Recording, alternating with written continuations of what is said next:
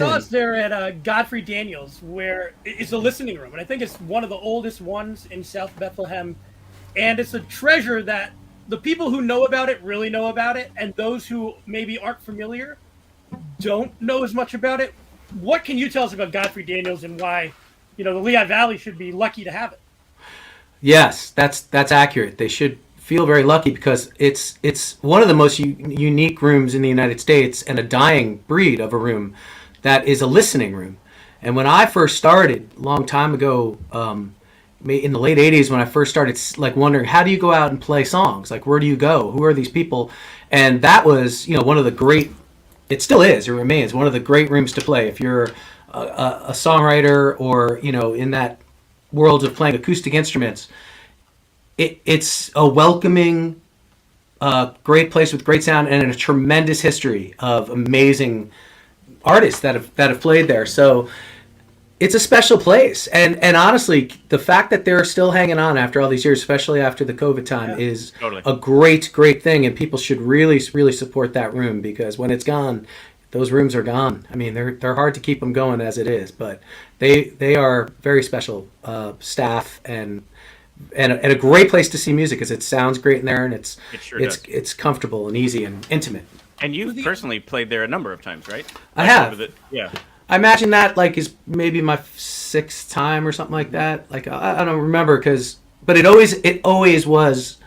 That's one of those places. Like, if we were playing there, it always made me think something must be going well. It was sort of the dream, was to play rooms like that. So I don't take it for granted. This was the one question I wanted to make sure I asked, and I just think this was great. All through that night, you would say, "Here's a song I made up." Right. And instead of, you didn't write it, you made it up. And it's like, It has this wonderful, childlike aspect to it, but also, it's reminding you that you're grounded in, at the end of the day, this is like a creative venture, and we're going to stumble along some really great stuff, and we're going to come along some stuff that maybe wasn't so great, but at the end of the day, it's a shared experience. But anyway, would you want to, that's obviously an intentional decision you made to refer to it as, I made up this song. Right. Because I don't know what I'm doing, essentially, it strikes me that it is slightly, I'm sort of inventing something from nothing, but I don't know that I don't know if it's what it is really. If it's, and I'm not sure it's a professional way of doing it. I think I'm always feel that sense that someone's going to find me out and be like, "You don't know what you're doing, man. Get them," because I don't. It's generally singing along to some chords and then finding your way through that little maze. So it feels made up. My mother, who's still with us, she's a very funny lady, but she really dislikes when I say that I made up the song. She's like, "You're a songwriter. You should say that." And I'm like, that's not, But I made it up. With yeah. her, don't you? Aren't you? Well, no, as well. Well, my mother is a great singer. A great singer. She's a wonderful singer. So there is a thing where she sang on one of my records at the tail end of it, a cappella thing that people really enjoyed.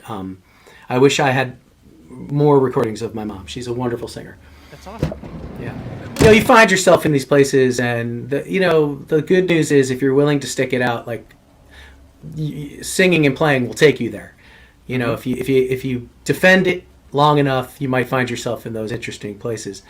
The Bluebird was one of those things, you always heard about it, and it's an overwhelmingly important thing. It has this huge history, and careers are made there and all that stuff. But I never cared about that part. I just I wanted to do it. I always want to be around those people. They're kind of my songwriters are my tribal people. Yep. And when I first got to the Bluebird, like a lot of people, I was stunned. It's in a strip mall, and it's tiny. I mean, the legend is so huge, but you never know who's in the room. Mm-hmm. I first went there on a Sunday night, writers' night, and Tracy Lawrence, the great country star, was in the room in a baseball cap, and he asked me for a record after I played a song of mine called "Bottom of the Bottle," but I was too busy talking to a pretty girl, and he left. And the bartender, I asked for a beer, and the bartender said, "No, man, I'm not giving you a beer." I was like, "What? What did I do?" And he's like, "Because Tracy Lawrence asked you for a record, and he just left. So you're an idiot." And I chased him out into that little parking lot, and I knocked on a little window to give him the record, and he went, "Nah, man, I'm good." And it was a real lesson. He was like, "No." And I went back inside. The bartender's like, "You're an idiot." And I thought, that's Nashville. I got a real lesson in what it means to be there. So it's it's a good place to get yourself kicked around a little bit, and then you come back a little better and you try a little harder, and so it's always an important. All right, that's what I mean. Is like each one of these people are just like they have a lot of other cool things Lehigh Valley oriented going on. Yeah. And again, that was the whole, that was kind of the whole idea behind the show. It was like there's this great kind of family and community between, like you said, I mean, we've done more than enough shows with Trouble City All Stars, but it's like this kind of like, everybody has your back sort of thing of like, there's this kind of network of people that are always, supporting one another, which you don't always get in a local music community. You're right. So we've been interviewing other bands, and a lot of them are ones who performed at Music Fest but are from other parts of the country. And they almost always are commenting about this wonderful energy of Bethlehem, Lehigh Valley, Music Fest, whatever, where it's like you guys all like each other, and the musicians all like each other. The people who are like the sound check people actually care. Like they actually really are always commenting about. That's why they come back. That's why they drive 8 hours to perform here, is because it's a wonderful place to be. And so there's something special that we have here that a lot of people just want a piece of. I think sometimes we, as performers from there, can take it for granted a little bit too. Like we've kind of had an experience like that with a good friend of ours. His name's Johnny Hayes, and he has some solo stuff, and he has his own band, Johnny Hayes and the Love Seats. He's from Mobile, Alabama, and we connected with him at the Blues and Barbecue Festival in Allentown a few years ago. Yep. And then from there, became friends, and he brought us down to Nashville to do a couple shows down there. And so we brought him over to the Funhouse during Music Fest, but he was kind of saying the same thing. Like, this is so great. And I think when you're from there, you just think like, oh yeah, it's Music Fest again. You know what I mean? Because you just kind of grow up around it. But I think it's easy to forget how, like you said, from people who are out of town, how great of an experience it really is.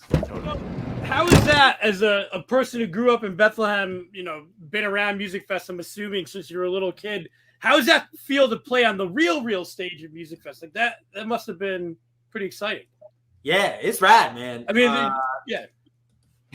like you said, you're going to the thing since, literally before you could walk. My mom's like carrying me around in the polka tents and stuff. And so then to come back and play there, like when we did, I think 2019, we played on the Levitt Pavilion stage for like the preview night. Yep, that's right. So I was there for that. Yeah, thank you. That was awesome. That was very surreal. So it's cool because again, I think you take for granted like the scope of that. I mean, it's the largest free music festival in North America.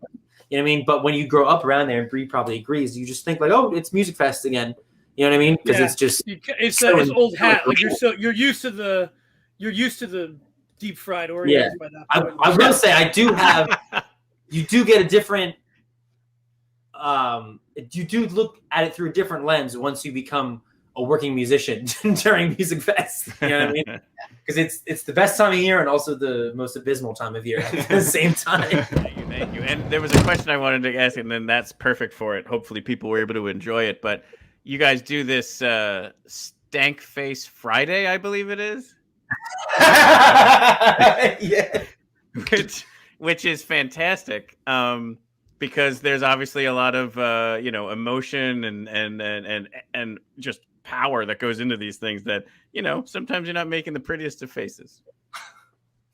Yeah, I like Carlos Santana was once talking about it, and he said that's when you're hitting that note the way you need to hit it, you're leaving Earth, and that's gravity pulling you back. So that's the way I think about it. Yeah. Or sometimes, in Luke's case, they're getting the smelling salts going. But either way. Yeah, but what's even funny about that too is like Slingshot Dakota does the same thing. So again, Bethlehem representing Stank Face big time. It should be a coffee table book where you just like can flip through it and everyone's making all those faces. Like a hashtag. I would actually look at that. I would read that. Oh, absolutely. I think we're onto something right there.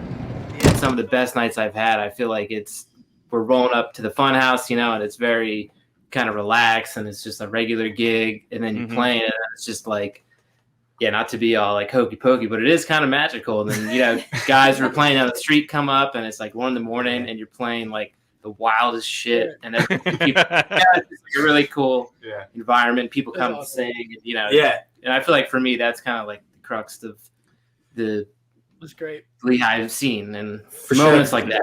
Yeah, because even right next door is Godfrey Daniels, which is like the quietest listening room, and it's got such history to it.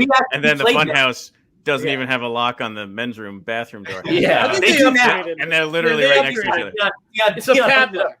That's also cool too. Though when we play the Funhouse, we always have to start later, or oftentimes because there'd be a show next door, so you peek your head in there, and so you play it, check it out, and then go make a bunch of noise, and it's cool. Just but that's Lehigh Valley, man. That's what I mean. It's like that boils it right down right there. Those two. It is amazing how literally these two right next door. treasure. Yeah, they're right next to each other. Yeah. And We played at Godfrey Daniels we played at Godfrey Daniels once, and we did like a sit down, kind of a set, kind of like this, and we went in. We're like, yeah, this is like cheating on your wife, but she knows about it.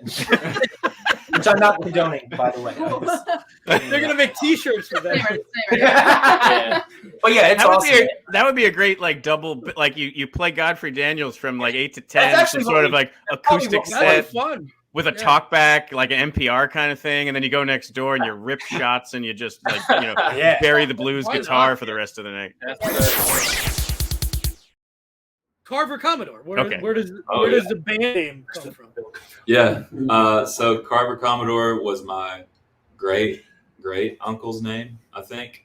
On my dad's side, he was around in like the 50s. I didn't really know, obviously, but I'd always heard growing up that my dad wanted to name me that, but my mom wouldn't let him because she thought it was bad luck.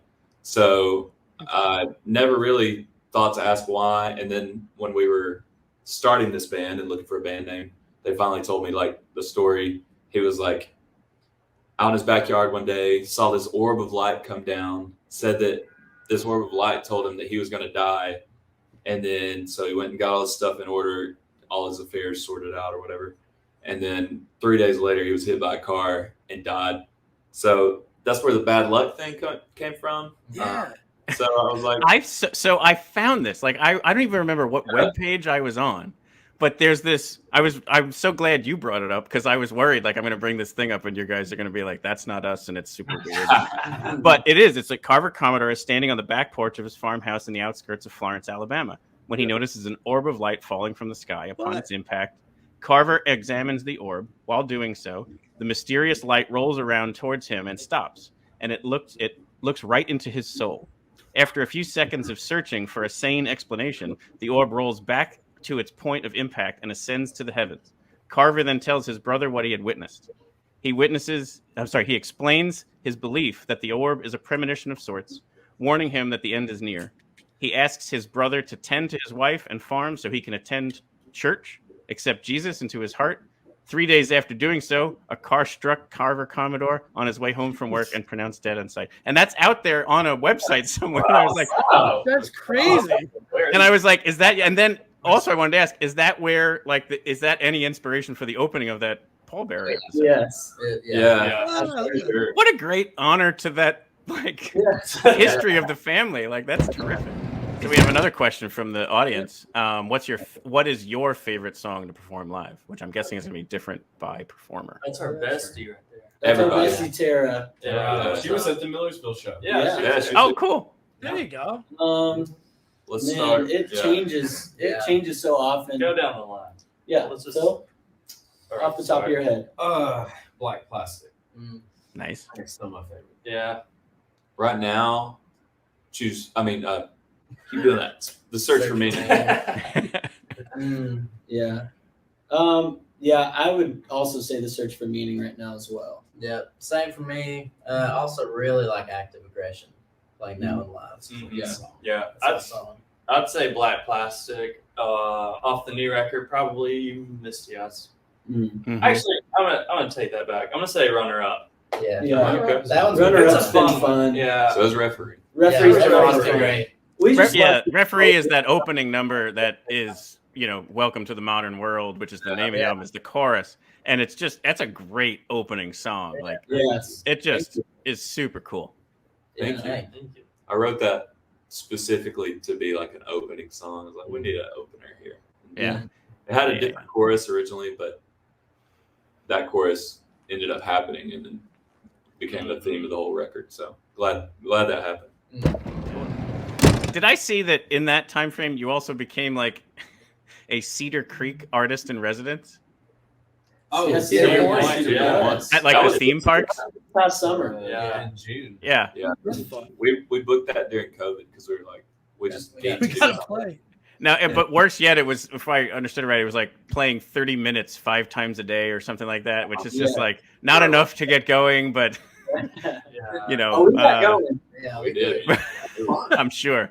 It was fun. But yeah, I just think about that, like if people went to like Cedar Creek and all of a sudden they're hearing this band and it was just like, wait, that's actually Why are they here? Yeah, that's really awesome. There was And and I it just was thought it funny was because we were like in front of a restaurant, so there were tables in front of us, and people were trying to eat lunch, and like they were balling up napkins and sticking them in their ears, and like giving us dirty giving looks, us dirty looks, and, which made us even play even louder because I was gonna say that probably inspired you to be like, oh yeah, let's do it. Flip the switch inside. Yeah, that's where you'll drop you pathetic again for like 30 straight minutes. That's exactly what happened. On that song. So I love that song because there's a version of me that absolutely loves the we're going to, I think I included on tweets, like you have this stuff that you can dance to and then you have this other stuff you want to run through a brick wall to. And then I threw on Spotify one day and I just like threw it on and there was this other version I wasn't even aware of that sounded like a 1960s beatnik poetry, like jazzy version. And I was like, wait, that one's great too.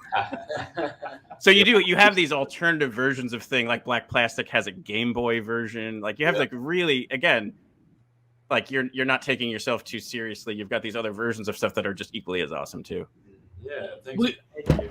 And then it's definitely worth taking a moment to talk about. You guys have this, and before we play the video, George, these I talked about it on Twitter this week. This kinetic all band clothes that you guys have, and it's like it's rehearsed, but it's also like filthy unrehearsed. Like it's like somebody's doing something for the first time that night, I'm sure. And you all love it. And it's like this. So we're going to play it because Music Fest in particular was incredibly strong. It's about a minute so long, but we're going to let it all play.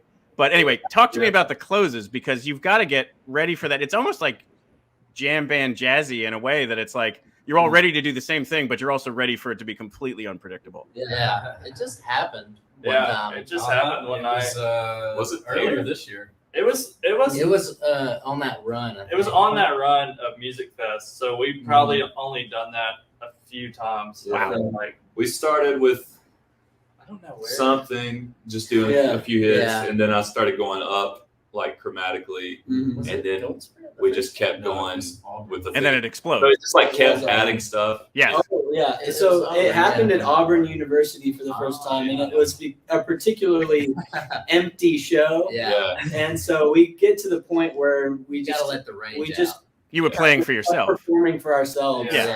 And kind of trying to entertain each other and Right. like.